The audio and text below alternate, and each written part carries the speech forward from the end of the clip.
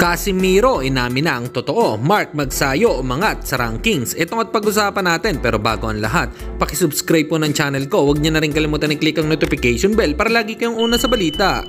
Nalaban ang aasahan, balita sa mga pambato na isasalang, pasabog na video, lahat yan nandito.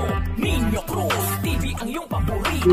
Pag-usapan nga po natin mga kaboxing, kababayan nating si Mark Magnifico Magsayo ay tumaas na sa number 3 spot sa latest ranking ng World Boxing Council WBC sa Super Featherweight Division. Posibleng mapasabak kay Champ Robson Consecao via voluntary defense kung hindi entitled si Osaki Foster ng rematch na mabaklasan sa kanilang close fight versus Consecao na nagtapo sa isang split decision.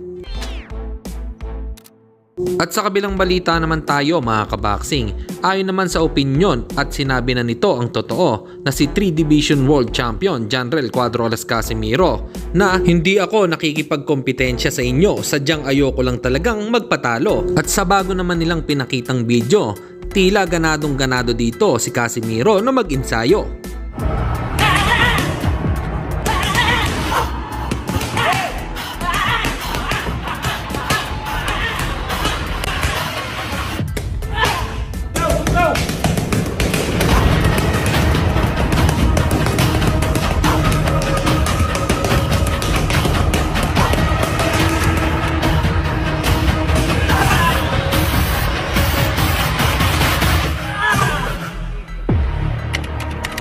Ano po ang masasabi nyo dito mga kaboxing? Comment lang po kayo sa ibaba.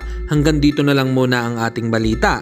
Dito na lang ang aking boxing news report. Babu!